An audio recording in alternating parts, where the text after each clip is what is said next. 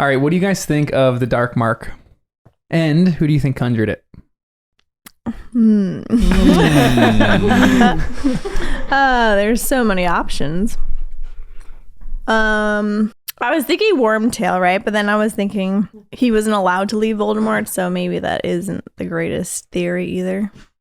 I do kind of feel like it may be someone at the Quidditch match. And earlier we were talking about Bagman and Crouch. I want it to be Crouch because I don't like him. Yeah. He really is not a very likable character in this. No. And then I feel really bad for Winky.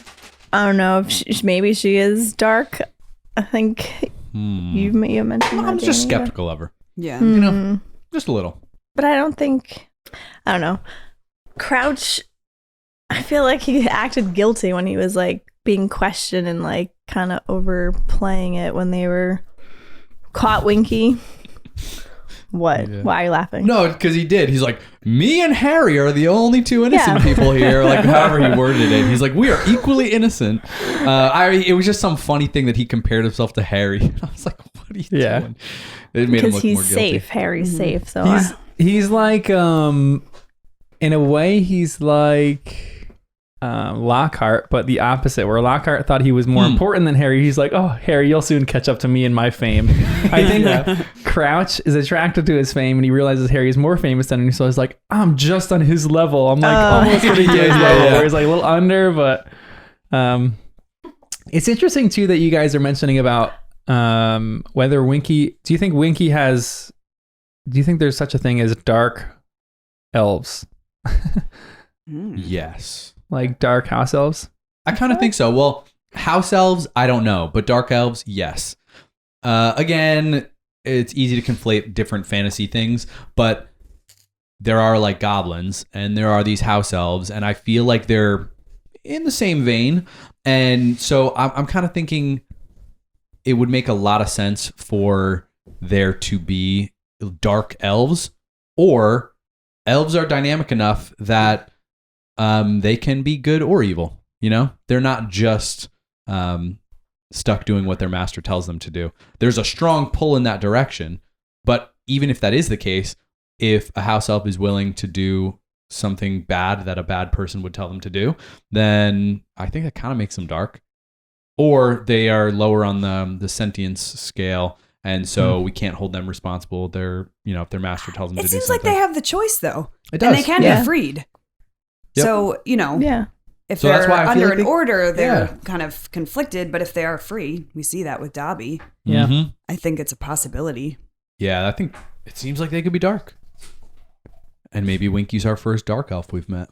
Yeah. I know, but then she says, like, there's a quote where she says, like, something like they're... Yeah. So I guess the way I took Winky talking about, like, there are bad wizards about, she squealed, just... just like that. Sorry. Distractingly as she leaned forward and labored to keep running. People high in the air. Winky is getting out of the way. I guess to me, I read that and I thought like she was warning people about like the dark wizards or bad wizards, I should say. So I guess I automatically went, oh, she's good because she's warning Harry and Hermione and Ron like that there's bad wizards out here and like be careful. Yeah, that's how I read it too. If there's some kind of hierarchy in the wizarding system, do you think that wizards are on top? Like out of all the creatures that we've seen so far, would you say any creature is above wizarding? Or is that maybe just a strange, weird way to put it? Because I remember you mentioned a while ago that you actually think house elves magic is greater than some wizards. Yeah, I kind of think it is, but I think wizards, classic human thing, I think they're out like, yeah, in a sense, like colonizing these other, species. I do think there are probably species that are more powerful than human wizards. House elves probably more powerful, but they're still kind of trapped with human rules, wizard rules. There was the Goblin Uprising, so someone was suppressing them.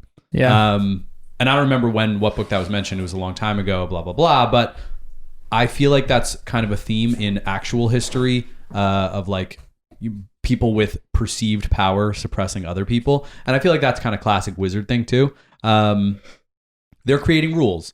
house elves cannot use wands. Why not? And what gives you the right to restrict them? Nice move, Wes.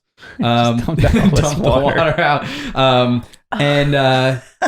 So it just feels weird to me. I don't like the dynamic, and it's making me like question the Ministry of Magic, and I'm wondering if there are other more free areas, like wherever the magic carpet area is, or however many other areas there might be with different jurisdictions. Are there some that have less restrictions, and house elves maybe aren't even a thing, and other creatures can hold wands and do other things? Of the creatures we've met, I don't view any as being more powerful or more in control than wizards, but the meeting the centaurs made me think that for a brief moment, where I was like, it feels like they're on a different plane. Yeah. They're looking at the stars. They're like prophesying a little bit. Like that almost made it feel like they were untouchable. They were like the oracles that wizards actually respect. But then by the end, it kind of felt like they were being a little silly. And I was like, maybe they aren't better. So I'm not really sure to answer your question, but I think wizards are perceived as being on top, but they're not really. I feel like they've placed themselves at the top. Yes. Yeah. Yes. Like, And with other beings, I think there's battles that happen. Like there's goblin rebellions, so I'm sure goblins probably think they're on top. But it seems to me that there's either good or bad in every creature. So like we're saying Winky has cast the dark mark. No, I'm not saying that. Well, I think it's probably thrown out there. Even in these chapters, Winky is the main suspect in casting the dark mark. Yeah. They don't think she did, and then she has the wand, so they're like, maybe she does. And then Barty Crouch is like, "Don't worry, she's my house elf. I'll go and and they just ask accept questions." it. And Yeah, they're no like, conflict "Sure, of interest here. Yeah. And everyone just agrees with it. discipline I her. know. And it's also weird to me, that whole dynamic, because they think Winky did it.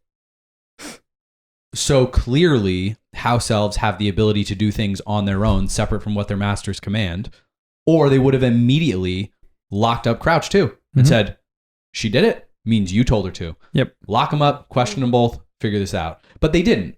Yeah, So because that looks bad what? It looks to the bad Ministry of Magic and the public. True. Yeah. For a journalist to get her hands on that. That is true. That's a great dynamic. I don't know.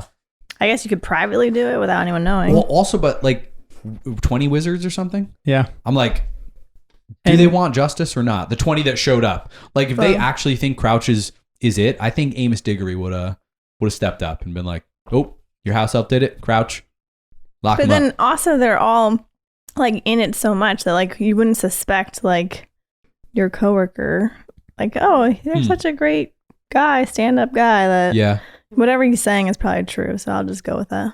And maybe that's again to the whole like house elf thing. It's easier for them to believe that a house elf rebelled against their nature and broke rules and, you know, whatever, than it is to believe that Crouch would do something bad.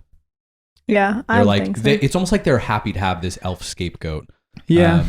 Than trying to like do the real detective work and figure it out. I think some of them fear Crouch too. I think when he started asking questions and Amos Diggory kind of went at him a little bit, and Crouch got really defensive, saying, "You're accusing the two most people least likely to do it." Amos just backed off because I think he was scared of Crouch a little bit. Yeah. To the point where this was an interesting one. Maybe this will up our trust of Dumbledore, I think, but doesn't seem like there's any clear leadership in this group right now. There's 20 of these people who are like stormtroopers because they can't hit 3 kids that are standing in the middle of a circle with any other stunning spells at all. Missed all of them.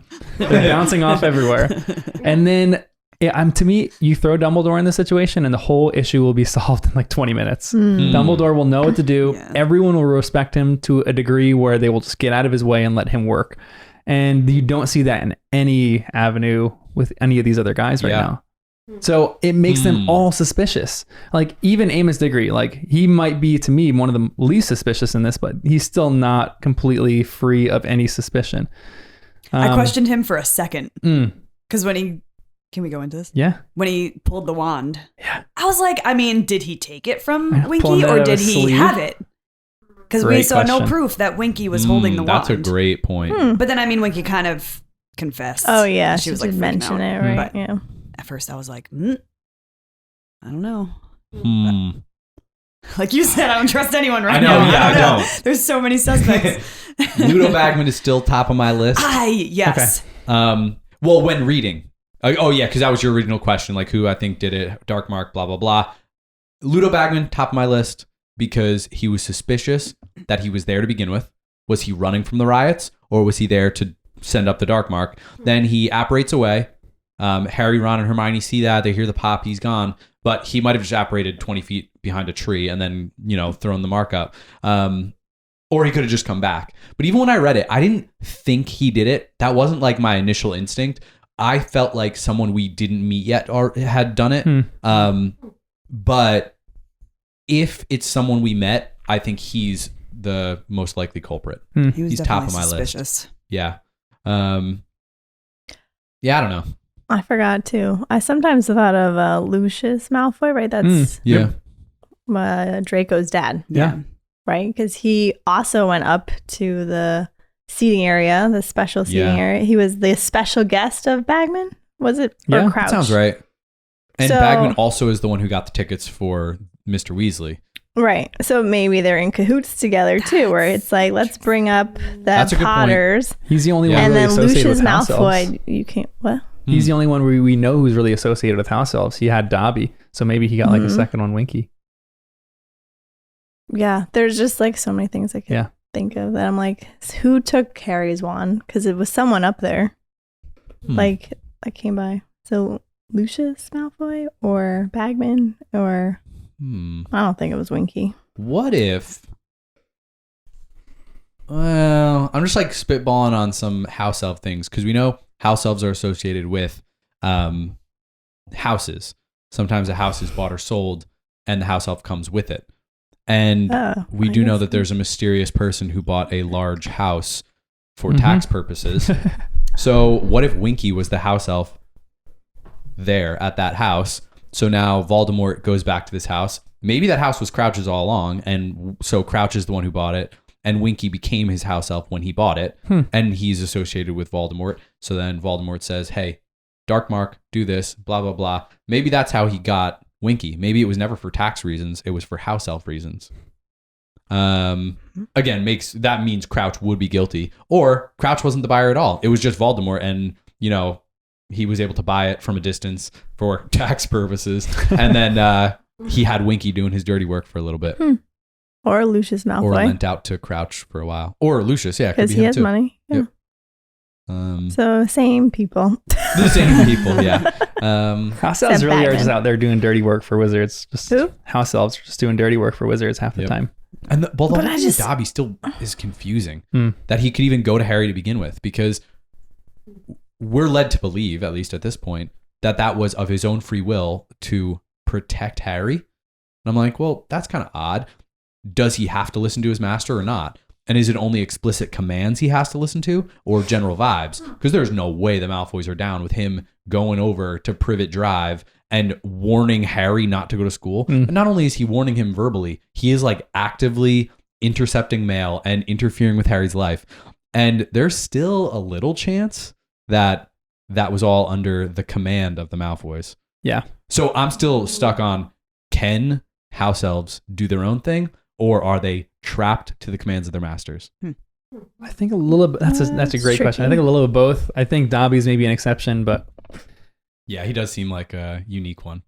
all this is funny though. Matt, remember our first podcast where our intro was like 20 seconds? Now our intro is like That was our intro? is 40 minute consistently intro. our 10 minutes. Oh, But let me introduce this.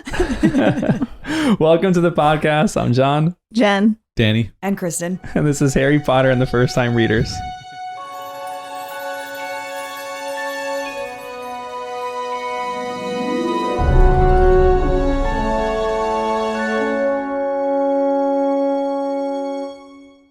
As usual, give us a rating and review.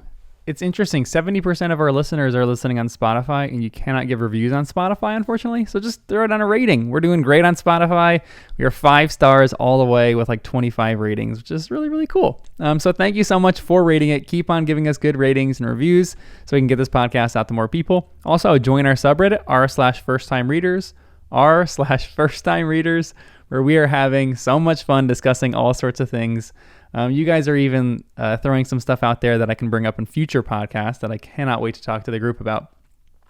So go on r/first-time readers, join our subreddit.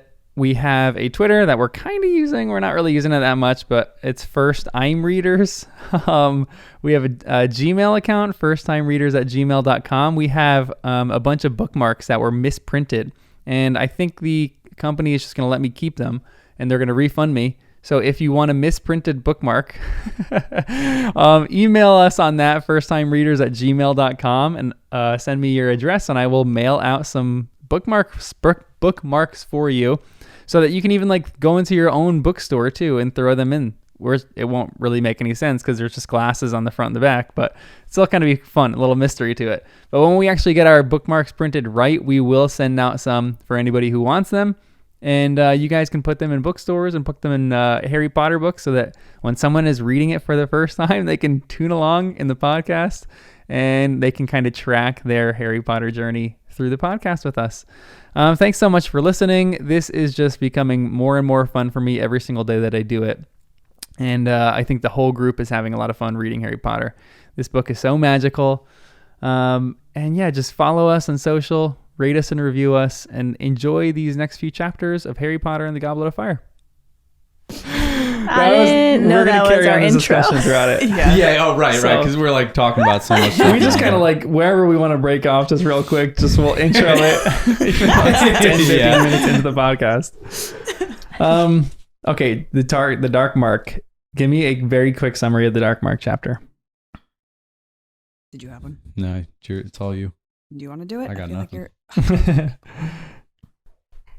feel like you guys hate giving summaries. We'll just each do a sentence. The excitement of Ireland's win wears off quickly as everyone is ripped from their sleep. A group of masked people are levitating. The Muggle, Mr. Roberts, and his family. The trio run into the woods for safety. And I put in quotes, "Good idea?" ? And end up witnessing the conjuring of the Dark Mark. Crouch's elf is found at the scene, clutching Harry's wand. Who conjured the Dark Mark? Excellent. Chapter opens up. Get up, Ron, Harry, come on now. Get up, this is urgent. Harry sat up quickly and the top of his head hit canvas. "What's the matter?" he said dimly. He could tell that something was wrong. The noises in the campsite had changed. The singing had stopped. He could hear screams and the sound of people running. Here's the first question for you guys. Have you guys ever been in a situation somewhat similar to this, like a riot or something, some kind of really scary situation? Danny, what was your story? All right. So, plenty of random riot situations, growing energy. When things are going bad, people get real selfish. They no longer care about other people around them. So, once upon a time, I was in Spain. And I was doing the running with the bulls. So line up early. We get there. We're sitting in line. Everyone's kind of like, these bulls are going to get funneled from the one spot about a mile up, blah, blah, blah. Bulls are faster than us. You got to outrun them. So everyone's feeling, joyful. There's like happy music is playing. And it's the festival of St. Firmin. So everyone there with their kids, they're all like celebrating, dancing, drinking wine, blah, blah, blah. And all of the people dressed in their white with their red are in this like little pathway of the bulls. So it was all fun. You hear a rocket go off and that tells you the bulls are released. So all of a sudden, like the tone starts to shift. And then you hear another rocket that goes off when the last bull has left the pen. There's 6 of them. So they're on the way. And I'm like standing there like, all right, well, they're coming my way. Now what do I do? And then you start to feel that you're alone. You feel like a big group before, but then all of a sudden you're like, oh, these people are not my friends. They will trample me to survive. So, we start shuffling in the direction of the end of this run, which is this whole arena where they do like bullfighting and blah, blah, blah. Has anyone died in the running to the bulls? Yeah, but they've been keeping records for like 100 years and only like 16 people have died. What if you're but here's the thing. 4 or 5. The festival is a week long. it might even be 8 days, and they do a running every morning. Oh, So wow.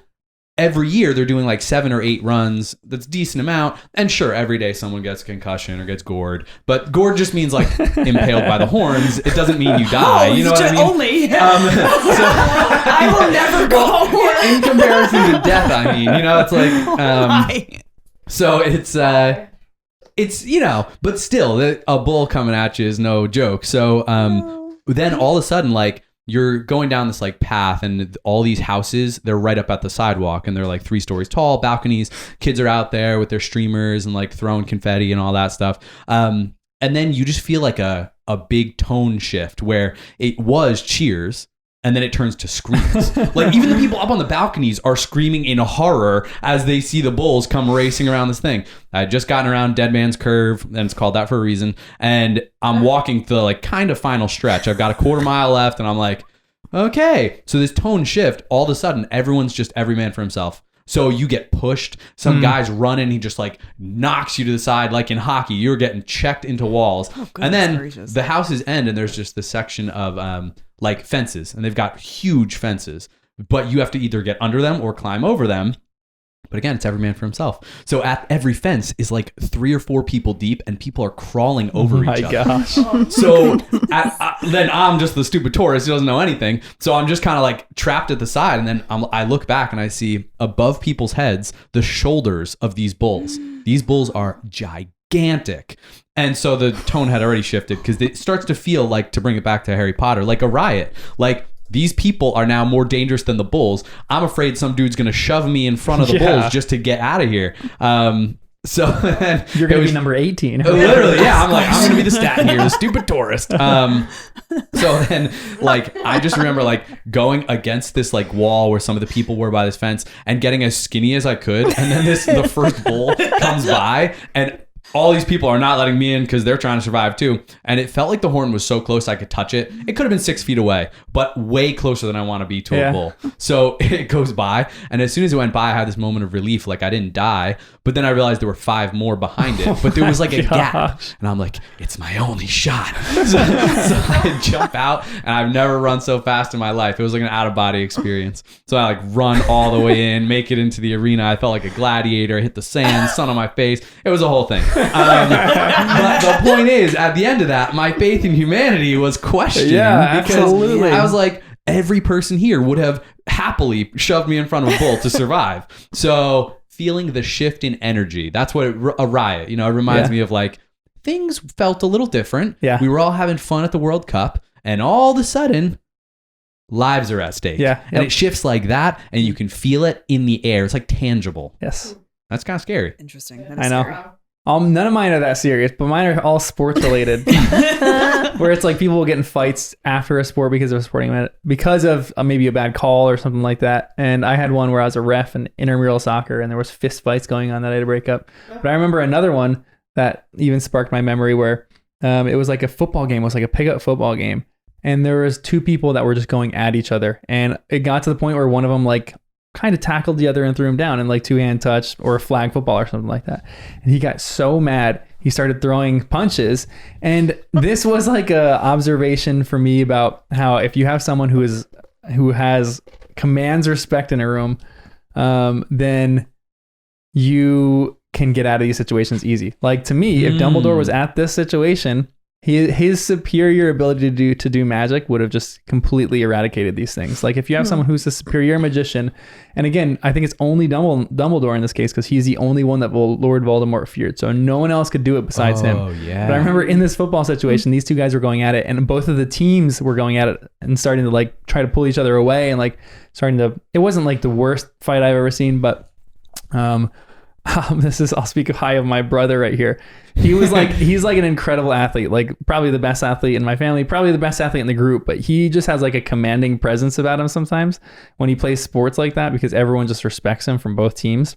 And he just stepped in the middle and just like pulled both of the guys aside, like superhuman strength, like held them at will. And both of them immediately shut down. and they like were trying to apologize to my brother about this kind of stuff, and he was like, you get over there, and they immediately did what he did. He wanted them to do, and they like both split, and he like talked to both of them individually, and then we played football after that. Shockingly, because they were okay with it. I was like, if you have a good leader in those situations, then you're good. That's impressive. But anyway, it's like nothing close. But if you're in a bad riot situation, it's every man for himself, every woman for himself. It doesn't matter. You don't care. You're trying to survive. Survival instincts. Terrifying. Well, since I'm not a guy, I have no story like that. I was gonna say, I don't know if your Grand Conqueror story a while ago is still terrifying to me. That late at night when you're just chilling there, and all of a sudden, like, there's guys, taxi cabs coming, you could have got abducted. That is like it might not be a riot situation, but it's still a terrifying situation. Well, yeah. I will never forget that. And that feeling too. And you're like, who's safe? That's the thing. Yeah. So I guess in like this thing, it's like you don't know who's safe, who is safe. Yes. That's a great observation. Yeah, you're right. And it feels like, again, that chaos, like everyone just was split up. Like these girls from the French school are looking for their teacher. Like, who was supervising them? Were they in their own tent? How'd they end up in the woods? But like in these situations, nobody's like really prepared for it. So that everyone just kind of does their own thing. Everyone reacts differently. And then people are separated. Even Mr. Weasley. I'm not sure it was the right move for him to go off on his own. I don't know. Maybe he accomplished great things in that. But I feel like they should have stuck together. And then even Harry, Ron, and Hermione trying to stick together, and they got separated from their group. Yeah. So that kind of chaos, all of a sudden they're like, we are totally lost. We did not expect this. We don't know what we're doing. It does make me think too, and this is I don't know how I feel about this. Sometimes I think maybe this is a little extreme, but we're in the middle of the Ukrainian war right now, and there was a time when, and it fluctuates like month to month, where you're like, this guy could launch nukes at any moment. So I remember I had to text my family, and I was like, hey guys, look, if there's a nuke launched and we're in like any kind of radius or blast zone, this is the meeting place. We're going to meet here. We're going to figure things out. We're not going to move until we're all together. If we're not all together within like 48 hours and we know something has happened, and we either have to look for the other person or we all have to leave immediately. So it's like you have to have plans for actions around that kind of stuff. And with this plan for action, I kind of respect Mr. Weasley to leave and try to go solve the situation, but he didn't have a good plan for the kids. He essentially just told the kids, he's like, you stick together, and then he's out. He should have been like, stick together. Right. You guys need to get here. Yeah. If you're not all there together, you need to send up red sparks so you know where to go, like do all this stuff, like really create, because this is your family. I mean, this is who you protect. I know you're trying to do your job, but your family should come first over your job, you know? Yep. So I don't know. I think he needs to do a little bit better of a job of fixing that in this riot situation. What do you guys think of the masked people? The Death Eaters. Oh, the Death Eaters, so we find their cult. And in your mind's eye, because you don't know what these people look like yet in the movies, because you haven't seen the movies. What do they look like? What kind of masks are they wearing? I kind of picture them as almost like blank masks. I don't know why, like literally blank, like a fencing mask. Yeah. Like nothing on them, just like, I don't know why. I probably should have imagined a face or something, but it's a little terrifying. I didn't picture a face. It's like no face. I'm just picturing like the KKK walking. That's kind of what I imagine too, like the dark hooded figures rather than white hooded figures. Right. Jen, what do you picture?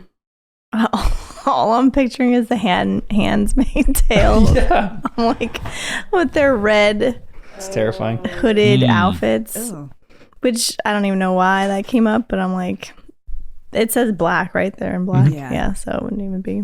But are there faces? I haven't seen that. They're not even covered. I just don't know why. Like the thought of something like horrific that, because they're like I don't know. That show's crazy, creepy. But they're like enslaved basically and wearing these like red hooded. Well, it's more like a pilgrim hat type thing. Yeah, like a bonnet, I guess. Yeah. But I don't know. That's the only thing a little random. It is terrifying how different shows portray people like that. Like I'm thinking of have any of you seen The Village? I hate that movie. It's terrifying. But like the creatures in that. Pig? Yeah. That's why I also picture that too. They look so creepy like that. Or the illustrated. Saw. Yeah, I'll show you guys the illustrated versions later. They're actually kind of interesting. Oh, but, nice. they have different masks for every person. It's kind of interesting. It's good. Oh. But there's all sorts of That would terror be in interesting this. though, then, because then everyone knows who's who, right? Yeah. Yeah, Like, that is people under the mask, Under you the can recognize mask, them, you can which is a really recognize good point. Which is, I who's love who. that he illustrated it like that. Huh. Is it Yeah. their Patronus Whoa. in an evil form? Dun dun dun. Hold on. That would Can This a is a good Patronus fascinating and an question. evil one fight? Do you think someone evil can really truly conjure a Patronus? Ooh. Oh. I Do you thought think- everyone had one, but then I know it takes a lot of power, right? Yeah. Or pure certain happiness. people cannot do. Yeah, but you could be if you're that evil, you could Yeah. be I I was gonna happy. say you're Over happy about the sadistic bad things. things. Yeah. Yeah. And then are they evil Patronuses? Oh, yeah. Is it actual Oh, like happiness or is it oh, all right. compensating for childhood Because you trauma? just said pure happiness. I Yeah. don't know, like, Because That's an that would be the interesting- question, if it would actually be happiness or if it's we should qualify that as something else. right.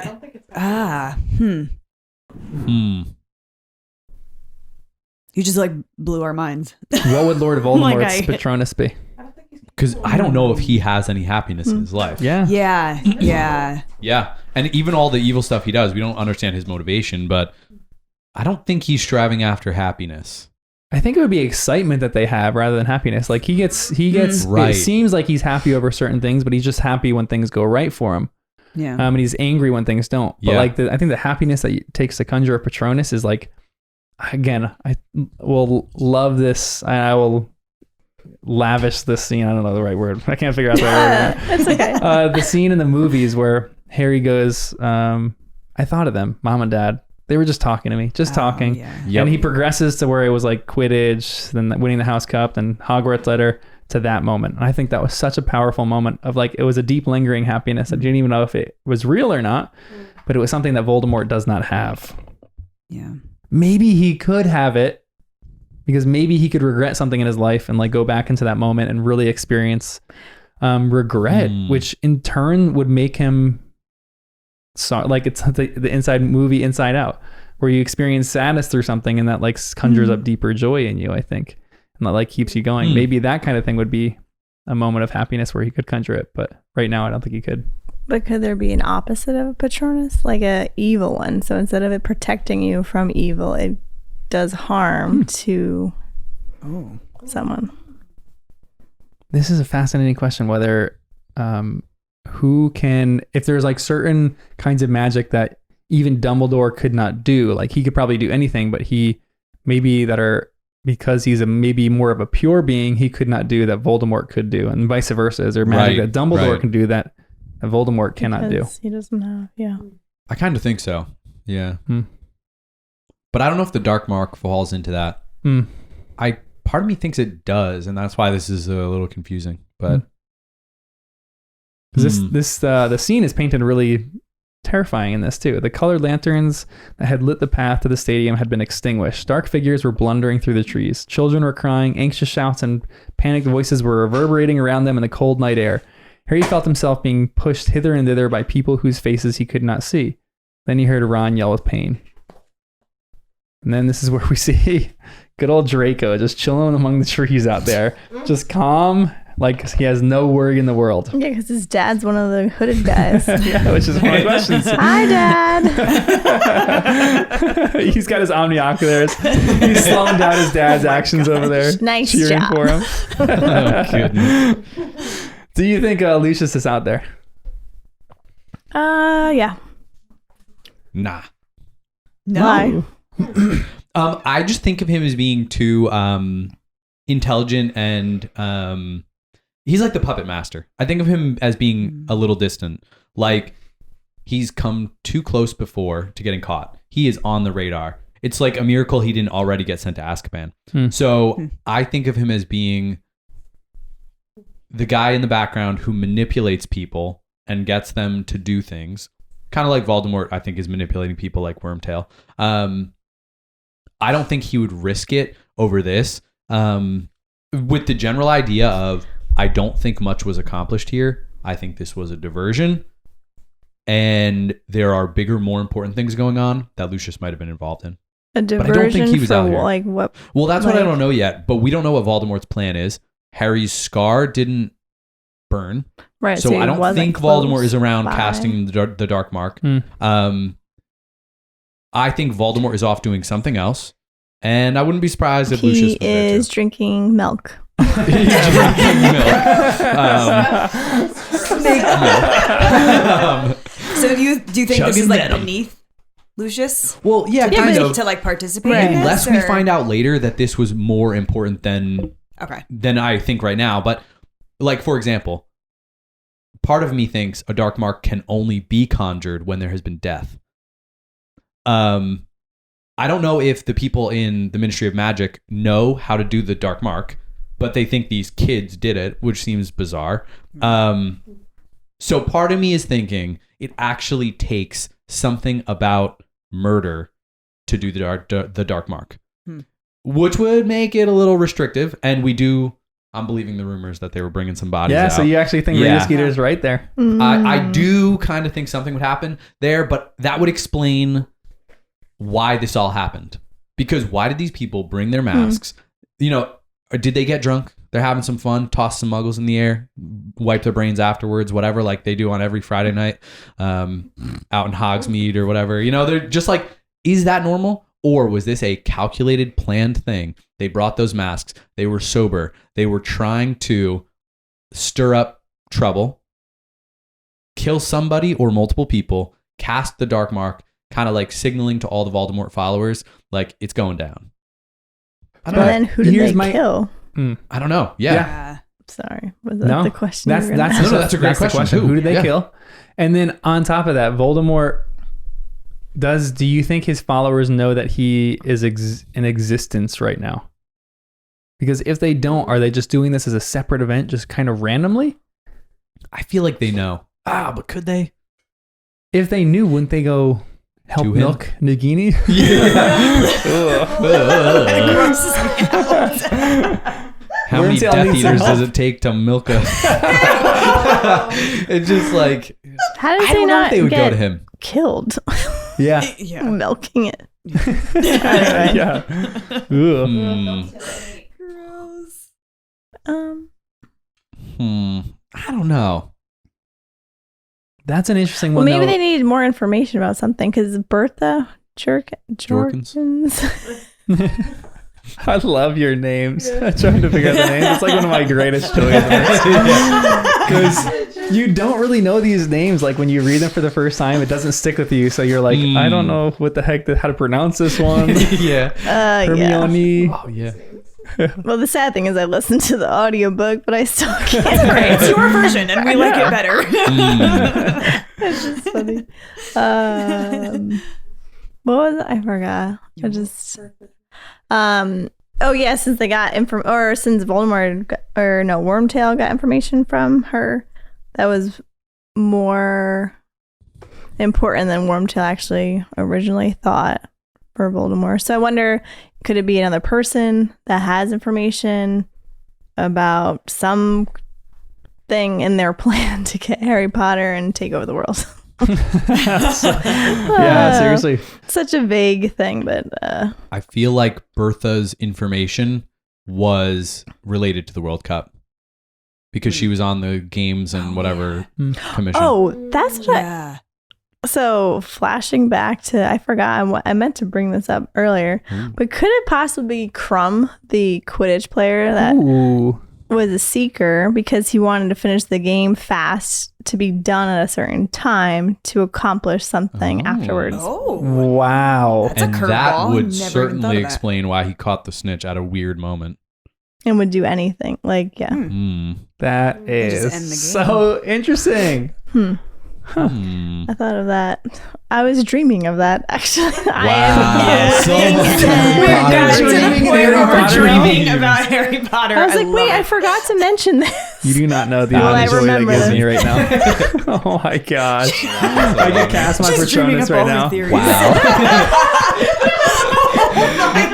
And it would be a fox? What Yeah, is it would it? be a Yeah. It's so great. Dreaming in Harry Potter. Oh my gosh. Oh, no. Huh. I kind of like the Crumb theory. For whatever reason, Crumb feels a little weird. Yeah, he does. Just because he's like a little awkward, a little bit cold. But I don't know if I can picture it. Or He is an he's the interesting dude, yeah. But I'm going to add him to my list of pawn. suspects. Yeah. Okay. Yeah. Sorry, I forgot where were we? That's such a great one though, because so he when they're in the forest, they're talking about they meet these different French students too, and Sorry. I got so excited because I understood the French when I was reading it. Hey! I was like, I know what No this way. is. Yeah, at least the first sentence. what'd they they say? Où est Madame... What was her name? Maxine. Maxine. That is where is Madame Maxine. Ah. And then N-O-U-S, nous, is we. Oh, no. Avon is to have.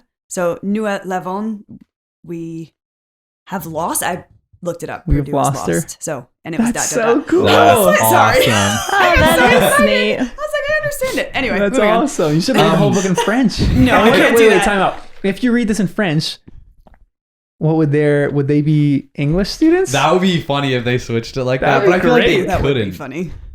Yeah, I mean, don't know what they I'm- would do there. They probably couldn't. Yeah, It would That would still be be. great. they probably have Yeah, pride in there. the French these version, are our Hogwarts is in students. France. Yeah. The day I can read these books in French. Wow. That's, There's a really interesting video on Vox, by the way, of the Harry Potter and the Translator's Nightmare, which you got to watch after the fact because you can't get any spoilers, but how they translate different things. And even the English version versus the American version is very different for for certain things. So it's kind of Wow, fun. that's It's just like fun fascinating. little tidbits. Yeah. Anyway, there's a I'll school work in on it. France. Sorry. Go look at our French up. There's a school in France. How many magical schools do you think there are? We talked about this before. Yeah, I but- think you did mention it. Like 7 or 9. Yeah, maybe? there's like 7, 8, 9. There's like I think 8 or 9 was kind of the consensus. But Oh. there's did we talk about this in the last one too? I think we might have mentioned this briefly, but there's large issues for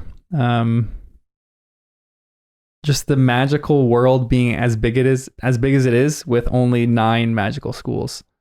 Like Hogwarts only has like 800 students. yeah. And the magical world is full. So if they're graduating 150 students every year, the magical world should not be millions and millions of people. I'm It should picturing be a like lot bigger. a million people, maybe. A million wizards. I don't Yeah, know but why. did they always have to have schools? Couldn't they just have powers and then like the older true. generation just figured it homeschooling out? for years. Yeah. And then let's establish schools to really hone in on their talents. That's I feel like I feel like there's a big homeschooling contingent right now going on. They're seeing you would die at Hogwarts if you went to Hogwarts. We're not sending you to Hogwarts. You know what happened last year? A basilisk was loose in the castle and petrified 5 students and a ghost and a cat. No way we're letting you to Hogwarts. You So know what we're happened to homeschooling you. Myrtle. Yeah. Every normal parent, which is probably the majority of the wizarding world, hopefully they're not sending their kids to Hogwarts. Only the extravagant, weird ones are like, yeah, sure. Voldemort was just at school and the back of Quirrell's head. Yeah, we'll send you the next year, Ginny. Go ahead. Goodness gracious. Ridiculous stuff. Then they come across Winky, and it says this: a rustling noise nearby made all 3 of them jump. Winky, the house elf, was fighting her way out of a clump of bushes nearby. She was moving in a most peculiar fashion, apparently with great difficulty, as it was as though someone invisible were trying to hold her back. Do you think Harry is right that Winky is just disobeying here? Because he mentions that later. He says it was like Dobby, when Dobby was disobeying his master, he like was struggling to move. Or do you think Winky is cursed here? Or do you think something else is happening? 2 quick things before we get into it. Yeah. 1, the French school. Is it Don't called look at me, like I mean, beautiful stick? Beaubaton? I don't know. I know, as like- a reference to I mean, I wands. can look That's at what I was kind of referencing or thinking it was Let me look at referencing. That's cool. Like, nice. I love that idea. Nice stick. Wand. Boom. Gosh. So, yeah, this podcast is moving to a different rating right now. Classic. We should have not gone back. Wait, as you're looking that up too, we have a question from one of our streamers right now. What do you guys think of how the ministry handled the entire situation at the Wizarding World Cup? Like with the riot going on, like It literally, it is beautiful sticks. No way. So That's kind of wand a cool reference, name. maybe? Literally, Yeah, literally, it's a wand reference. it's literally Staffs? translated as beautiful sticks. Hmm. In French, baguette is the word used for wand. Sorry. No way. Oh, okay. That's cool. So it's not a wand You're reference. using your baguette? Wow. Oh my. That's great. That's so funny. So I mentioned this a lot in the past, but Hogwarts needs some kind of evacuation plans. How do you think the Ministry is competent? Maybe that's the ultimate question. No. No, Yes, you'd think they'd kind be of. a little more prepared since they like already went through a Yeah. war, you know, have some kind of thing in place. Maybe they just took for granted that Voldemort was gone. They're like, okay, let's be lax now. Yeah, no, that's true. But yeah. This person is even mentioning like the evacuation plans. Like we've mentioned at Hogwarts how this snake is on school or Sirius Black comes in the castle and they don't have this immediate thing with like their 20 port keys. Every student jump, grab one. We're sending you home just for the night, for safekeeping. And we've mentioned maybe Hogwarts is safer in the past, but like this is a sporting event that they have no evacuation plan at all. It's like it is a crucible for something bad to happen. Like people cannot leave until a certain time because they're poorer. So the poor people get there earlier and they're forced to be there. So like we can do anything that we want there after the game. Everyone has to stay there overnight. They can't just leave the next day. Yeah. Or they can't just leave that night. Like that is a recipe for disaster. Yep. Or if No the Ministry is corrupt, was it done on purpose? Ooh, so do you think, that's so interesting. Who do you think? I do think it's corrupt. I mean, we are talking about Yeah, corruption in the it's Ministry gotta because be. we don't Right. believe Crouch and Bagman are actually, they're shady. They're at least capable of Yeah. this Right. to some right. degree. That makes more sense than thinking they're so incompetent. Oh, because the other thing I was going to say is about Hogwarts. I'm starting to think someone's wiping a few parents' minds, making certain things disappear. Basilisk things and whatever, memory charms. I don't think Dumbledore would, but the Ministry of Magic, keeping the school in good standings, I'm kind of thinking Yeah, well, look that's how what they're doing quick they every were year. to do that with Mr. Roberts. Yeah. So Sad. I feel like maybe they're able to fix a lot of problems after they happen. So that's why they don't worry too much about security. But I'm kind of liking that idea that it was part of the plan not to have good security. Maybe the Death Eaters were the security team. This is they're 100%. There needs to be in some kind of other newspaper other than the Daily Prophet that is devoted to conspiracy theories. Like, I mean, this kind of is like Ministry is kind of incompetent. That's what the Daily Prophet's main thing is. But there's got to be another one that's like the Ministry did this entire thing. A bunch of conspiracy theorists out there in the wizarding world. It's like the 9/11 people who think the government did that. It's like you come and you're like, you know tabloid what? of the wizarding Yeah. world. Yeah, the yeah. whole escapade at the Wizarding World Cup was orchestrated by the Ministry of Magic because they were, population control. I don't know, something ridiculous. Not population control. Hopefully not that, but There goes your beautiful sticks. yeah. Because they only have a certain amount of beautiful sticks, and they need to protect us. That's so funny. Going off on that, what do you think Bagman was actually doing in the woods? Also, I'm derailing. I don't want to know how That was it a was great, now. that was a great segue sentence. wow. Guys, come on. Every time. Anyway, I should have asked that question. I'm you sorry. can't say there's all beautiful sticks in the woods. Bagman doing in the woods. That's why I said going off on that question. What do you think he was doing with his beautiful Rated sticks in the woods? PG-13. Yeah, this Oh is my not gosh. clean anymore. That's so funny. Gosh, sorry. Bagman, what Wait. was he doing in the woods? Yeah. I don't know. Danny, what were you going to say before too with that? Oh, I was going to say, because I forgot to answer your question about Winky. And you asked if she was disobeying. Far back. My mind's going a million places. There's so many things to cover. That was the first question on the podcast. It really was. But then you're like, do I think she was held back or whatever? Yeah. I think rather than Crouch telling her to stay in the tent and she was resisting, I think she was being controlled to go do something and she was resisting doing what she was being controlled to Yes. Same. Ditto. do. Nice. We Bagman? agree on I don't know. something. And could it be? So there were, maybe this is a shot in the dark. I don't really think this theory is actually plausible, but there were bodies. You think that there were bodies that were carried out of the woods. You think the Rita Skeeter report is actually right. It looked like she was dragged by an invisible body. Do you think she was maybe dragging an invisible body behind her or something like that out of the woods? She that strong? She killed, maybe she really is that dark. She killed this person, She was dragged the body out, and then cast the dark mark.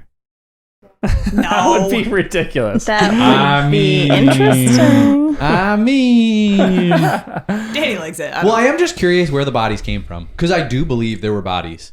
Yeah. Were they dead? Not necessarily. They could have been stunned. This could have been other people that were from the Ministry of Magic finding other random people in the woods. They did almost stun 3 kids, innocent kids. So why not do that to the French girls or whoever else they found in the woods? This is a whole campsite of 100,000 people. That's, well, at least a bunch of them scattered. So I'm sure the woods had some other people in there. Even though we know Ron, Harry, and Hermione were at the very edge of the clearing, they probably got to the woods first. But other people were in the woods. You know what I mean? So it might not be murder. They might just be other bodies. So what do you think Bagman was actually doing in the woods? Back to that question. I think he was casting a dark mark. Or at least scouting the area for someone else to do it. Okay. Yeah, he was too flustered. Because wasn't he pale too? Yeah, he seemed flustered. I forget how it worded, but it was... It was definitely Yeah, strange. but could he have just seen who it was and was shocked at... But then why But did why he wouldn't say? he say? Sorry. Great point. Maybe it's a relative Yeah, of that's his or true. something. I don't know. Maybe he's trying to protect them. So he's dark. A teammate. Maybe it was Crumb, and he's trying to protect Crumb because he really loves Crumb. That lines up with you, Jen. So I like it. He is a shady character for sure. Hmm. And then we get this description of the dark mark too here. For a split second, Harry thought it was another leprechaun formation. Then he realized that it was a colossal skull comprised of what looked like emerald stars with a serpent protruding from its mouth like a tongue.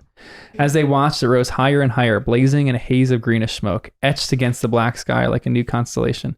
Suddenly, all the woods around them erupted with screams.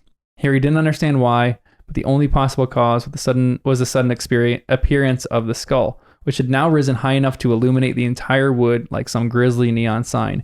He scanned the darkness for the person who had conjured the skull, but he couldn't see anyone. What do you guys think of the dark mark? It's creepy. Yeah. But now all I see is the illustration from the book. Yeah. I like that. Yeah, it was a good one. Because I didn't really know how to picture it otherwise. Like, I can't. The way they described it, I just couldn't Yeah. imagine what it really did look like. And I'm curious what it'll look like in the movie. Yeah, movie does a good job with it, I think. Yeah. Do you feel like the dark mark is kind of like maybe like the swastika? Or is it maybe less used in the swastika? Not so much nationalism, but like extreme. It's more of like when you kill someone. Yeah, I think of it being more like when you kill someone. But maybe not. Maybe there's a symbol, a logo. They put it on t-shirts. I Great don't know. branding, yeah. Yeah. But maybe wonder the if- Death no. Eaters have their own. I wonder if anybody it's would get kinda- the dark mark tattooed on their body. Because other people get the lightning bolt tattooed. I wonder if there's anybody out there with dark mark tattooed. Whoa. Really dark I'm people. sure you can Google Yeah, that. in real life, yeah. Probably. Weirdos. Somebody does, I'm sure. Do you? Slytherins. Yeah. Sorry, Tony. Yeah. Totally. That's what that tattoo means. I've been wondering. We do have another person who joined our subreddit who said, I'm the next Slytherin in other than Danny's roommate. Wow, nice. So we got another Slytherin Good, in I'm our glad. subreddit. r/first time readers. It's a lot of fun, everyone. I'm telling you. I'm glad Do you all the know houses all the are represented. houses? Oh, they all are represented in Yeah, there? I think we have pretty much full representation. The Slytherins are the hardest to come by, and we have 2 Slytherins so far. But I do want to say if you haven't joined our subreddit, this is a small pitch for our subreddit. We have people who said I'm never going to join that. And even when I listen to podcasts, I'm like, I'm never going to rate and review this podcast. I don't care. Just please do it. It helps a ton. And then with that, there are people who are like, I'm never going to join the subreddit. And they're in the subreddit right now. And we're all having a great time. Yeah. You like it, right? I'm one of them. Yes. Yay. So much fun. It Even is people fun. in this room. Danny and Jen, we can't get them on the subreddit yet. Yeah, not because yet. we can't have spoilers, but One day. eventually we'll get them on there. One day we'll grow up. Do you think Mr. Crouch is actually good at his job? What's his job again? Yeah. His job is like international magical cooperation. So he kind What of Percy did with the Yeah. cauldrons. I feel like it's almost the Oh, UN right. of the Muggle world. So what do they do? They kind of work with other yeah, that's a great question. Well, all we know is the cauldron thing, but that kind of makes sense. He's like, we can't have the cauldrons from this country being this thick and some Yeah. other country being whatever. So We you want regulate that. uniform cauldron Yeah, thickness. they Like just the have carpets. meetings all the Yeah. time. And yeah, like the carpets. They're like, your carpets might work wherever, but we don't want them over here. Mm. Let's agree not to let them cross this border. Mm. I wonder what else they do. But it does And sound that's really why important. it would be really bad if Winky is performing a dark magic because he represents a And- ton of different. Yeah, and you have to respect the rules of the country that you go to too. So because it's in Great Britain, they have to any incoming wizard has to respect those rules. Like I know that the World Cup this year is in Qatar or Qatar, however you say it. But they're lifting certain rules, but they're asking people to respect the rules that they have for certain things. Oh, yeah. So like there's heavy remember- restrictions on drinking and all sorts of stuff that go on Oh, there. So yeah. you can't do a lot of that if you're there, which I'm sure is Yeah, reading that was very interesting. The rules. it's the Muggle equivalent or the wizarding equivalent to regulation and control of whatever people are doing who come into your country. So that's kind of what they're doing. Diggory finds the wand though. He goes, "Here, look." Mr. Diggory held up a wand and showed it to Mr. Weasley. Had it in her hand. So that's a clause. So that's clause 3 of the Code of Wand Use broken for a start. No non-human creature is permitted to carry or use a wand. Do you think that's a good law? Or are wizards just are they being gatekeepers to wand lore? Should centaurs have wands? Should goblins have wands? But maybe they don't need them. To a Great certain point. degree, yeah. Like, what does a wand do more powerful? Like, just more powerful spells? I think so. Because that's the only reason to restrict it, right? It creates more Yeah. power. It kind of hones your skills. So there's all sorts of debate on some of this stuff. Anytime I get into nerddom, I just look over at Jen. There's all sorts of debate about this stuff. Oh, okay. He didn't even finish his sentence that time. He just I like can't even looked do it up. anymore. But wand lore does hone your magical skills. Like wizards, before they have wands, they know they're wizards because they're able to do magic. Like Oh, Neville true. bounces up, so he's able to do Right. magic. But Oh, yeah, the wand is Harry. like the real rifle point of the magic in you. You can like really use it Direct with that it. wand. Yeah, direct it. Something. Yeah, hone it in. And there are, I think, the African school. I always forget its name. They specialize in non-wand magic, which is probably pretty rare. Yeah, so it's kind of interesting. But do you think other creatures should have wands? Yeah. The right to bear arms. Yeah, but then There a you lot go. of these. But what about how they make these wands? All these animals, like the unicorn. Well, I guess that one's just hair. But like the heartstring of a dragon. Like I feel like certain things would be extinct if every animal creature had a wand. Do you think there's other wand cores other than those 3? Yeah. Probably. So those are the 3 that Ollivander uses. Do you think there's another one? And what do you think that other one would possibly be? What is it? Phoenix feather, Dragon heartstring unicorn and unicorn tail. tail. Nailed it. Oh my gosh, I'm turning into a nerd. Yes. Oh, honey, embrace it. You're there. I think you've been here for a little while now. Nerds welcome. Someone just said this in our chat too. This is interesting. Do you guys know in Hinduism, the swastika is a symbol of prosperity and good luck? You see it on many vehicles. Really? Is it the reverse swastika? Because I know No, that I is. think it's the regular swastika. Really? What? Yeah. Recently, I bought a World War II dagger, and it's German, and it has a swastika on it. Because that's what I do on Etsy, and I buy and sell things. And I am not allowed to sell that on Etsy because swastikas are not allowed unless it is a Hindu swastika. Then it is allowed. So you listed it as a Hindu swastika. I did not do that, but I'm gonna have to probably cover it with something, a sticker. But it is interesting. Yeah, you're right. We've all got only negative associations with the swastika. Well, yeah, because it's whatever that symbol, what's behind it. It's like, Yeah. it could be. But I feel like the Hindu use of it supersedes. Well, maybe not in prominence to the Western world, but it at least was around before. Yeah, but now it doesn't really exist in people's minds. Yeah. way. True. Amos Diggory. Let's talk about Amos Diggory for a second. What do you think of his whole style of interrogation? Do you think he's good at his job? Do you think... what are your just general thoughts on Amos Diggory? And then Cedric Diggory, too. We talked about Cedric a little while ago, but how do you like them?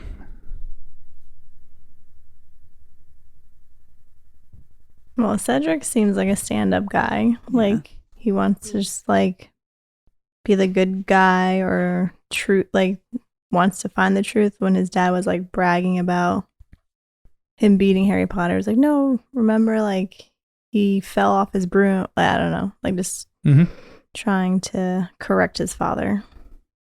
And then his dad just seems like I guess it seems like a typical dad of, like, him being stereotypical of, like, so proud of their son and brag about it.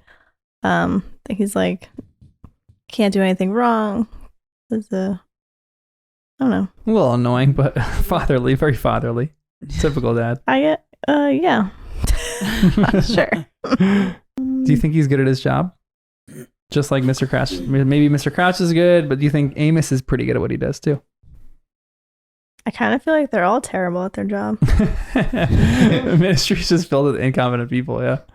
He felt very reactive. Like, I don't know how to explain that. Like, you didn't think it through before. Yeah, like there's no he was... set thing in place. It was just like I he see got what you mean. flustered and Yeah, that's a wasn't he great yelling a lot? point. Yeah. It was like, let me just jump on this and like yell questions. It didn't feel like he was processing. yeah. Like he didn't really process it, like you said. And that kind of feels like the way the Ministry of Magic approached the whole situation. Like, they didn't have a plan. They didn't know what to do if something went wrong. I'm thinking of, like, even stores like Walmart. Stores have the right to detain someone if they're caught stealing. And they have, like, something in place. If this happens and this happens, something escalates, they will hold people in back rooms and malls and whatever. It feels like the Ministry of Magic had no plan. They're like, something bad is going on. Let's just wing it. And then I don't like his interrogation style because the questions were just random. They've got like 20 people there, and they're all just kind of like random people asking questions, throwing it out there, grilling this person who has kind of no power. It felt like that should all be done in a separate location, and there should be like a non-biased group that is conducting these questions and interviews to kind of get the story straight. Yeah. But it didn't. It was sloppy. Well, like those CIA agents, what are their names that we were talking about last time? They're like The Seekers? Secret Keepers. Or? No, yeah, it's like the Secret Keepers. What Oh, were no, they? the mystery wizards one, the that are- Unspeakables. Unspeakables. Oh, the Unspeakables. That's right, yeah. Yeah, that one. I'm like, yeah, Secret Keepers. That sounds good. I thought you were talking about the Sounds good. SWAT team one or Yeah. the Order of the Merlin and one Yeah. of those other things. Like But the Unspeakables? Is that what you were? Yeah, no. but all of the above. Like, these are, like I don't even remember those. like the Untouchables, the Unspeakables. Yeah, maybe they could do it. Yeah, because we were talking about what they Yeah. actually do. Hmm. That's a fun one. I just think they handle it very poorly. Yeah. It felt like nobody had real power or control over the situation. It was just whoever talks the loudest Yeah. and took the control. But I'm picturing those movies like a detective comes in or the FBI and says, this is our crime scene, and they kind of they're the one in charge. They have the right to be there. Like, whose jurisdiction is this? I don't know. It feels like it's nobody's, so it's anybody's. Yeah. And that means it could just as easily go to the person who has the most information, the person who actually cast the, dark mark. They would be able to take that power just as easily as anyone else. So yeah, again, sloppy work. Yeah, very sloppy. Again, they don't have real leadership there. Because I don't think Fudge is a very good leader. Wait, where is Fudge? Was he here? He just didn't even talk at all. I don't Maybe know. he conjured it. yeah, he could have. man. Because I feel like we haven't seen Fudge. Was he Yeah. at the match? He He was was. in the He box was in with the them, right? box. Oh, right. Because Because he was yeah, dealing with the the Bulgarian Bulgarian Harry minister. very Yeah, like the Bulgarian familiar-y. minister Mhm. pretended to not understand him. Miming. Yeah. Huh. But he's kind of nowhere to be seen right now. So maybe he's kind of on the suspect list. Maybe he should be. What do you guys think of the prior incantado spell? Where you recall the last spell that a wand has done. I think or that's pretty performed. neat. That'd be great in real life. So powerful. Right. What did you just say? Well, what you said or did? Both, maybe. Yeah. Yeah, it's interesting. It was misused. It was Why? Well, it was a chance to bluff, and they missed it because, Oh, yeah. like, I think most wizards must know this is a thing. Mhm. So if Voldemort is going to kill someone with his wand, I mean, maybe he doesn't care, but let's say someone who's, trying to avoid suspicion, they kill someone with their wand, and then they're just like, oh, let me just clear my browsing history on this one. Lumos, done. Yeah. So it just feels like you could just kind of avoid that by casting one more throwaway spell.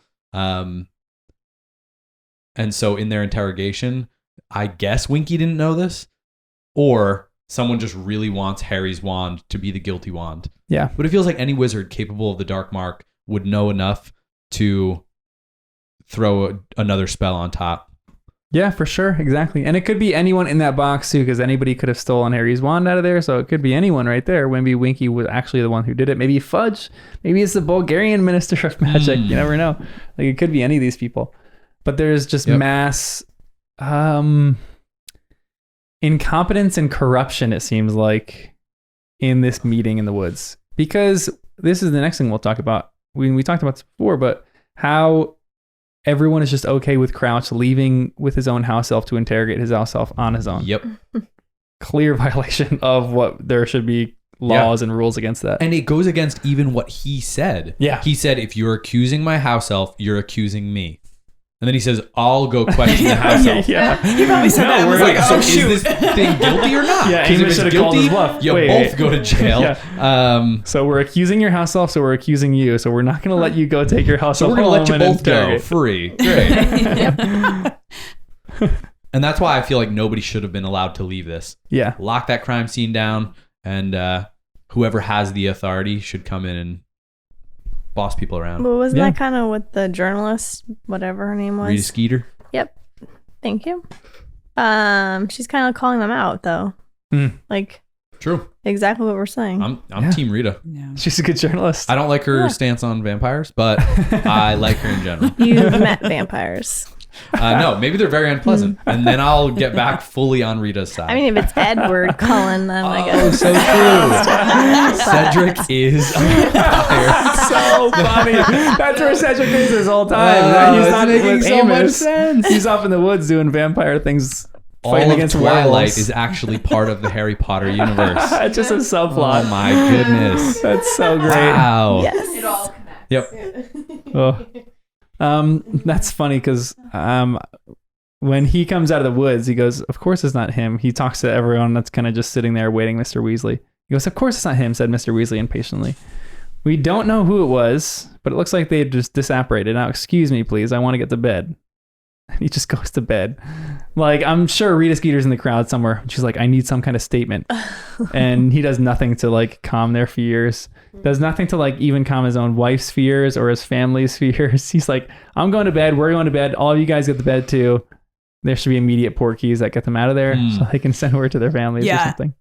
Yeah, they needed emergency port keys. But I also, because I was rereading again, but I felt like he was kind of looking after the kids. It was almost like they're in the woods. All this chaos is going on. The kids almost got whatever. They all like took their Stunned. and- Yeah. Yeah. And I feel like Arthur must have been like, oh my gosh, like I sent them into the woods and now here they are. This is kind of my fault. Yeah. I felt like he almost just wanted to get them because it was almost, wasn't it like immediate where he was like, we need to go.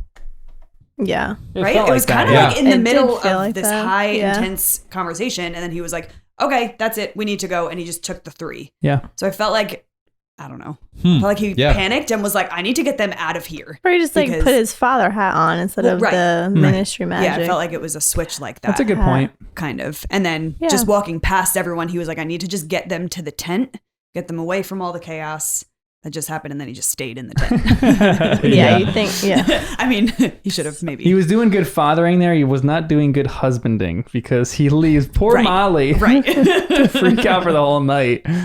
Oh, I wonder if their grandfather clock says if they're dead. Says mortal peril. Oh yeah, they're clocks. That's right. So like she kind of knew they were okay enough.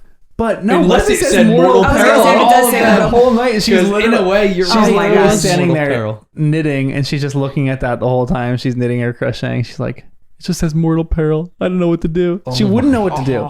Wow. She's not gonna disapparate there. Or, oh gosh, terrifying for her. What the clock considers mortal peril. Yeah. Oh my gosh.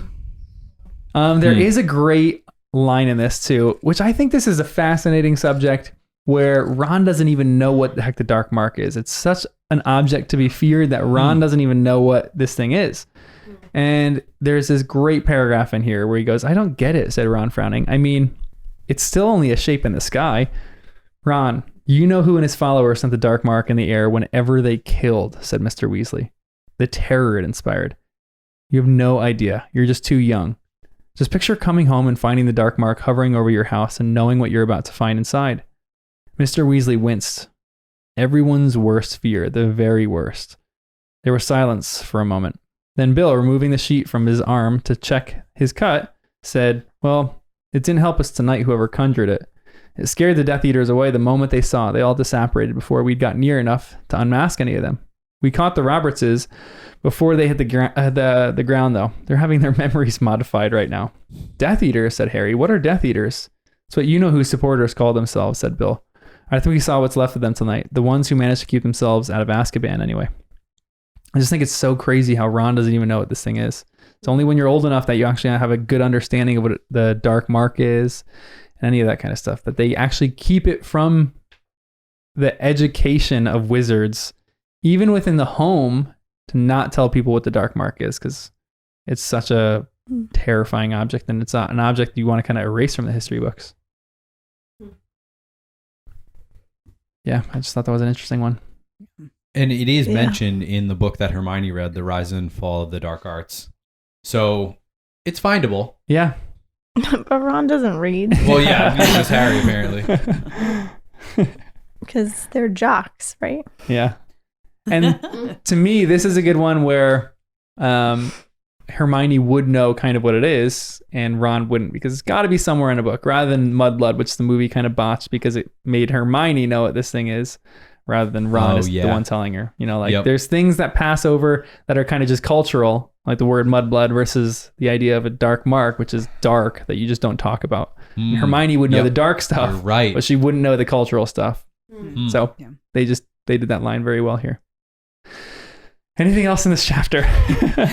There's a lot here. I'm kind of wondering if the dark mark can only be conjured with Voldemort's involvement. I'm not saying he did the conjuring, but like I'm thinking this meant more than like anyone could just do this. I think it means something deeper. Like it is saying to his followers, Voldemort's back, and it couldn't be a bluff, because the dark mark is not possible without him. Do you think it needs his like stamp of approval? Maybe. And I don't know who could do it then, because I don't think he's here. Right. But yeah, maybe stamp of approval. Like he has to give people the power to do it. Like it has to be more than just like a firework in the sky that anyone could set off. In my mind, for it to be as threatening as it is, it has to mean he's back. For real. That's kind of what I'm thinking. But I, again, don't know who did it, because everyone looks guilty. Bagman was in a weird spot. Crouch didn't show up to the match, even though he had one of the best seats in the whole place, Yeah. and sent his elf to save his seat. Yeah, it definitely has some kind of air of seriousness to it, at the very least, where not everyone could probably conjure this. Maybe it might need Voldemort's stamp of approval or something like that. On to chapter 10. And we pretty much talked about most of chapter 10's questions too, so we'll go over this probably pretty quick. Give me a summary of chapter 10. Quick as you can. Mayhem at the Ministry. I vote one of you two. Yeah. Sometimes the Sorry, I'm chapter thinking of names... theories in my head right now. Sometimes the names just give the summaries pretty well. It's Mayhem at the Ministry. So true. Percy and Mr. Weasley are just working overtime. Yeah. Yeah, I forgot it was Christmas, right? Oh no, I'm No, just no, reading no. Mr. Roberts. I was like, it's Christmas. Like, how could that be? That's they when school didn't go to starts. school yet. So yeah, I feel like they're just hanging out at the Burrow, and everyone's stressful, and they're talking about the Daily Prophet giving weird articles, and we're learning about just a couple of random things going on in the world right now. And the ministry is scrambling. Family's kind of getting together again, reading newspaper articles, all that Ron kind of gets his like Everyone's prepping for school. fancy cloak, right? stuff. Yeah. Oh yeah, The hand-me-down. The dress that was a funny one. with his lace. Oh, I wonder what good dress robes would look like. Harry Potter. Yeah, I know. Oh. But like designer, I want to know like what they look like, how designer they look. Whoa, designer. You know? Nice. I love that it was like London, Paris, Hogsmeade. It's like really Like, I fashion. don't think of those as being brand-esque. equivalent. Yeah. But maybe they kind of are, because London's Diagon Alley, and again, that's not like some fancy place. Yeah, It's, for sure. It's an alley. Yeah. So Paris probably also isn't that fancy.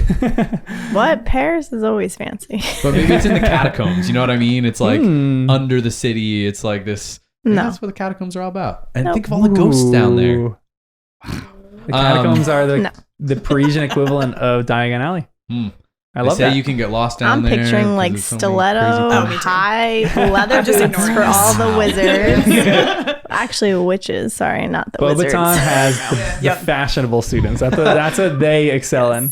You could notice them a mile away because of their I love that. style.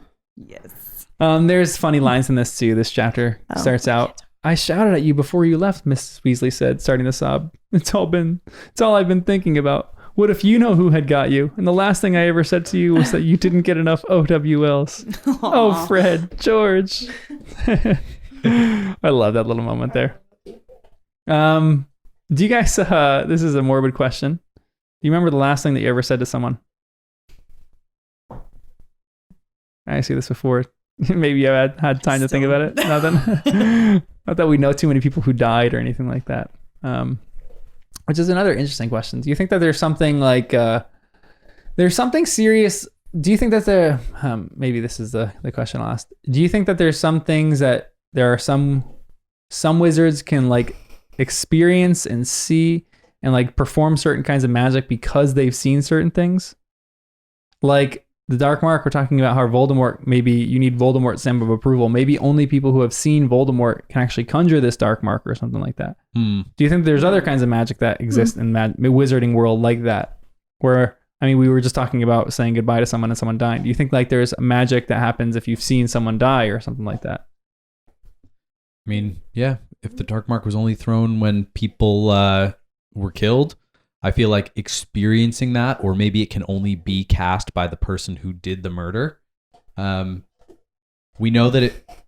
I was going to say we know that it can't be based on the wand committed murder. But then again, someone could have used Harry's wand to murder somebody and then cast the thing. I don't know. There's a lot of emotion to certain spells. And I feel like the extremes of what you've experienced influence emotions in pretty crazy ways. Yeah. So, yeah. And then we just got another question on our stream too. I think is a really good question. What do you think what do you think of the name Death Eater? Like, how do you like that name? What do you think it actually means?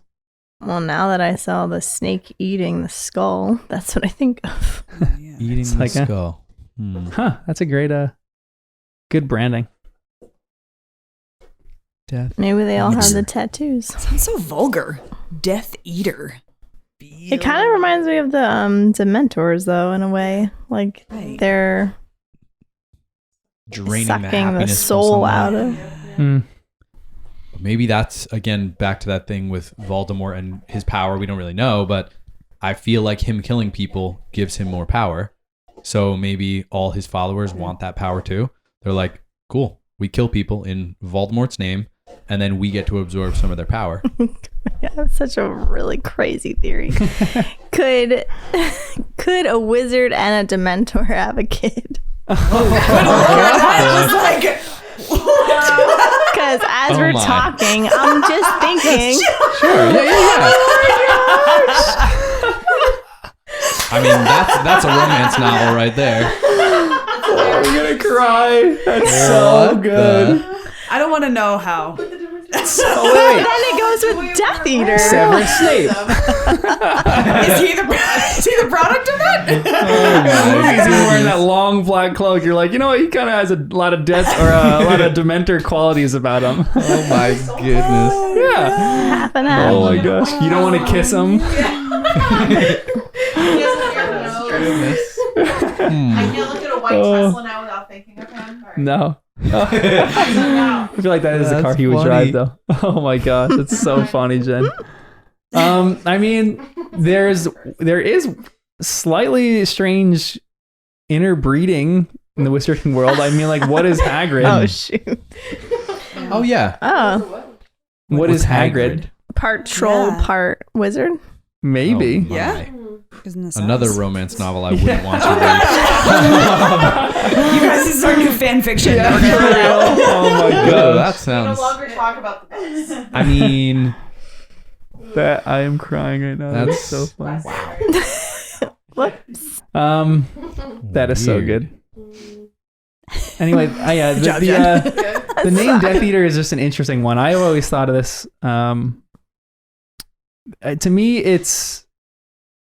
I don't hate the name that much. As much as that sounds strange, there's like a positive a Death spin Eater? and a negative spin on it. No, that's what I was thinking. Obviously not. But You sound like Crouch. Sorry, keep going. Obviously not. there's just an aspect of it that I really like. I don't like death, so I don't mind the idea of eating death, of like defeating death, you know? Whereas this is probably the negative spin of things, where it's like these guys are killing people, so they call themselves the Death Eaters, where they're like better than death because they're the ones that are enacting death or something like that. But So you're okay with them killing people so that they take no, their... no, not at all. I'm saying I like I'm the trying to name. I think follow it's your- good branding because Oh, okay. the idea of someone defeating death, not being like the conqueror over death or anything like that, or being the conqueror over death because they're killing people. I don't know. I Rage just against think death. it's good branding. I just think it's an interesting choice for that. Anyway, Yeah. all that to say, back to the other question. Maybe that's what you meant. Yeah, maybe. Yeah, maybe Yeah. Death Eaters are really good. The good people in this story. You never know. Maybe Well- at the end she's gonna reveal it. The Death Eaters were right all along. Mm-hmm. Killing all Probably the not. muggles. Yeah, probably not. But Well, I do remember going back to this initial question, saying "I love you" to my grandpa. It was the last thing I ever said to him because we were driving to the hospital. He was like, we knew he was going to go to the hospital and he was probably going to pass away there because he wasn't doing very good. So I drove with him. I had to drop him off, and I remember saying, "Hey, Grandpa, I love you," and he goes, "I love you," and that's kind of what I remember. That was like Oh. really meaningful for me. But yeah, that's a tough thing to Yeah, I don't think I remember think through. Yeah. like the last thing that I said to my grandparents. Because unless it's you for sure know that it's going to happen within the Right. next day, you don't really remember. Yeah. Because you kind of sometimes you just take those days for granted, or they just blend together. Yeah, it's tough. Anyway, general thoughts on Rita Skeeter. We know Danny is a big Rita Skeeter fan. Yeah. I didn't like her just because I was defending Arthur. His reaction, I guess, I Yeah. went off of. And I Yeah. was like, no, I love Arthur. Yeah, Get I out know. of here, Rita. That's reasonable. He's like our litmus test. I mean, you're kind of changing my view. Like, she might be right, but whatever. I still don't like her. Pretty sure I convinced Danny to be on that team. Team Rita. Oh, then good job, Jen. Then yeah. you Nice, changed Jen. my perspective. You're a big Rita Skeeter fan? Oh, yeah. Yeah. I think because I was saying the journalists always find the truth in things, even if it's a little skewed. Yeah. It does have truth to it. Yeah. She's keeping him accountable. And the thing she said about Bill Weasley, was it Bill? Yeah, yeah. With the long Yeah. hair, right? Like she was just He does have stating long hair. facts. He does Yeah. need a haircut. He does need a haircut. She's just out here speaking truth. I need a haircut. One of my friends said it looks like I have a mullet now. So I really need to get a haircut because it's getting too long. Make sure you get a shot. I know. Everyone, can you see it? What do you think? Do it. I'm going to be like Hermione. Is that really like what my hair looks like from the back? And then let's go over this before we kind of talk about the summary of this chapter and what we like in it. I just want to talk about this. What do you think is each of the main characters' desires? We'll go through a few of them because I think it's pretty significant. Like whenever people say you want to write a novel, you always have to know what your characters desire and what they want. So what do you think?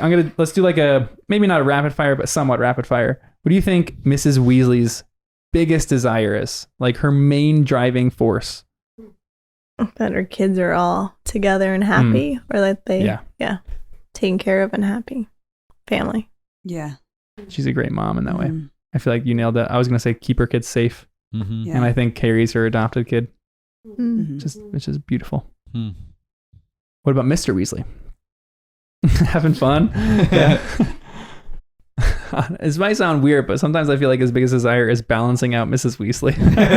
She's so concerned about keeping them safe that he's like, let's bring a little levity and a little fun to their life too. You don't have to keep all of them Very under one interesting. roof, you know? Yeah. Maybe not his I like biggest that. desire, but I think his biggest desire is maybe for his kids to become competent wizards and witches in a way that's different from how Mrs. Weasley desires that. Yeah. It's almost in a provider way, in his own way Yeah. of guiding the kids. Yeah. If Yeah. that makes any sense. What about what do you think?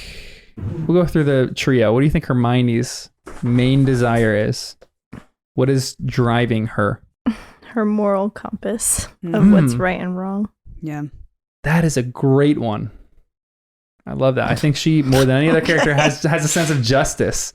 I don't think Ron does. I don't think Harry probably does too. But I think Hermione's is probably the best.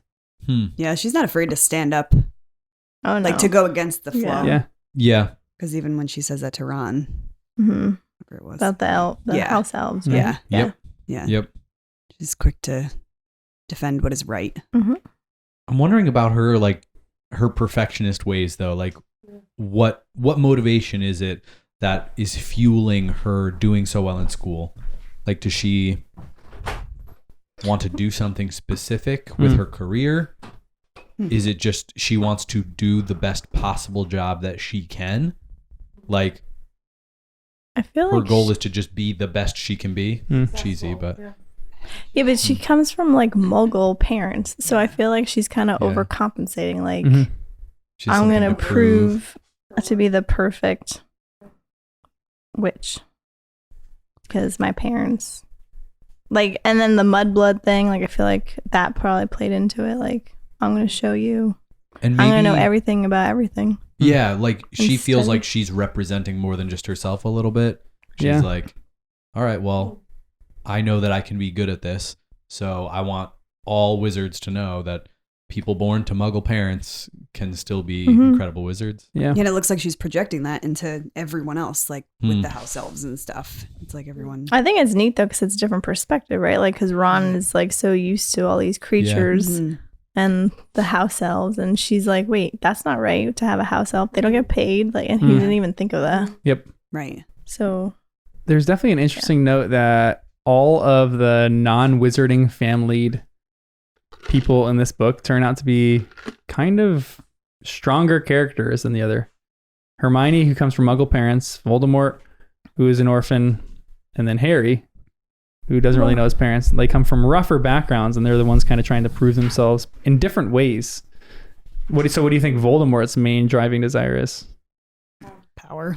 Yeah, I Yeah, feel like power. that's the best one. He wants to be powerful. Pride.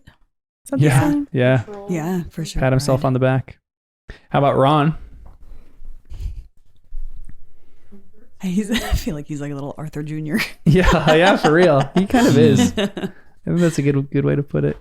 Yeah. I think his driving desires too are, we talked about Stephen with the Mirror of Erised, but to be separate and distinct from his brothers. I also think there's a tone that he wants to make money.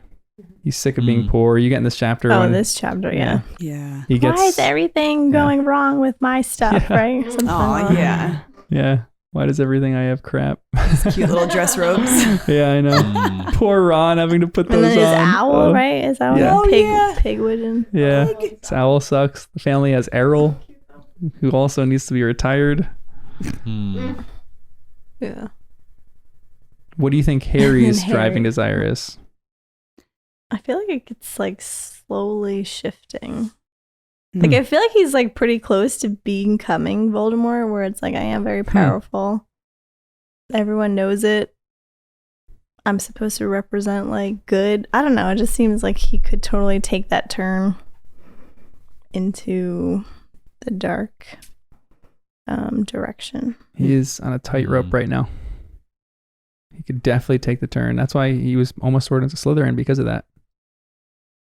And if he didn't have Ron and Hermione, maybe Yeah. that would be the key.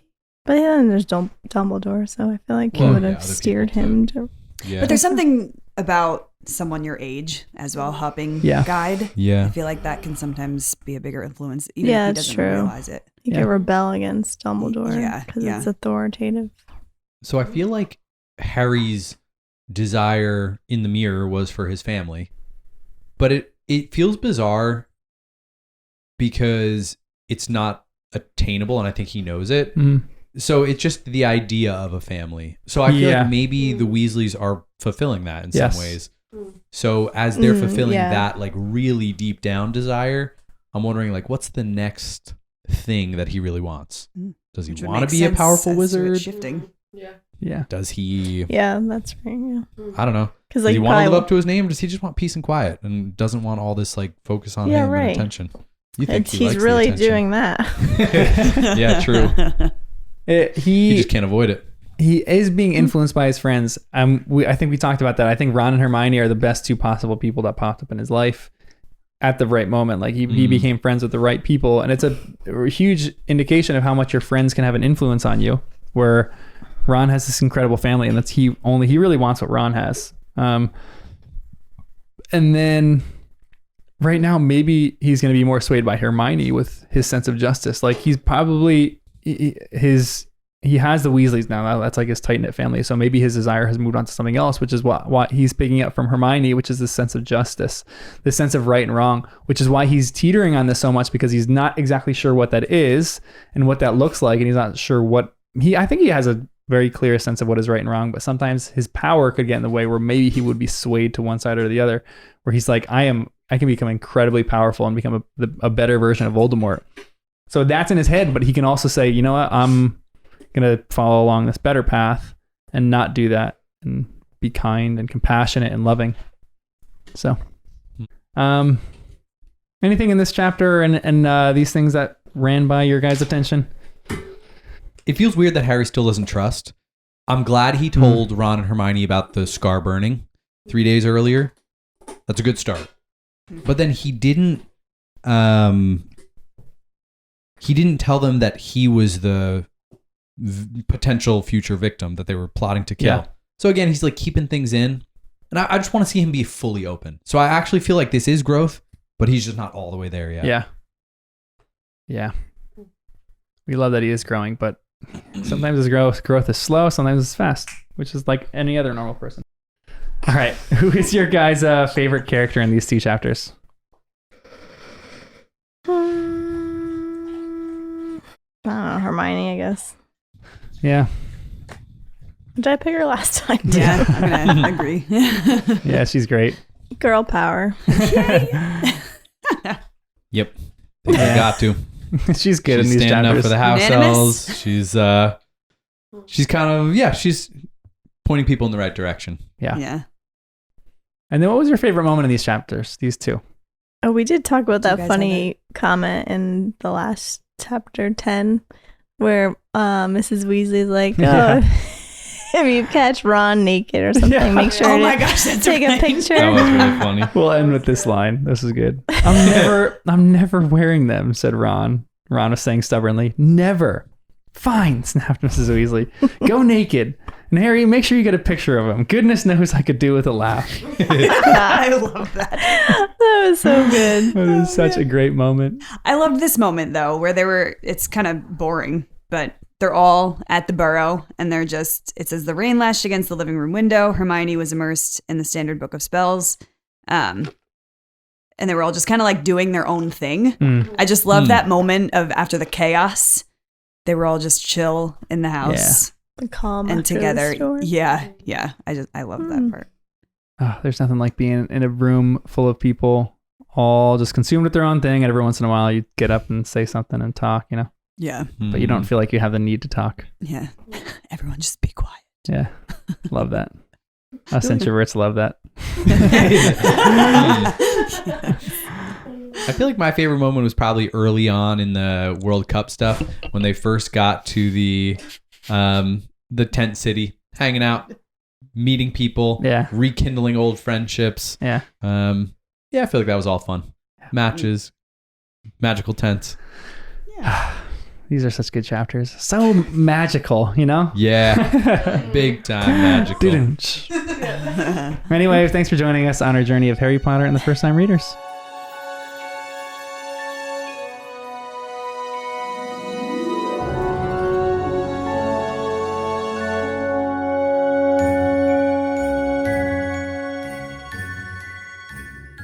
You're not the comedian. What? Oh, my. I'll do it for you next time. Anytime you come up with a joke, I need a sound effect. Doom. Just have it ready on your phone. Yeah, a laugh track or something. Yeah. Anytime Jen says something, I'm going to play a laugh track on my computer. There's a million people laughing. Oh, I love it.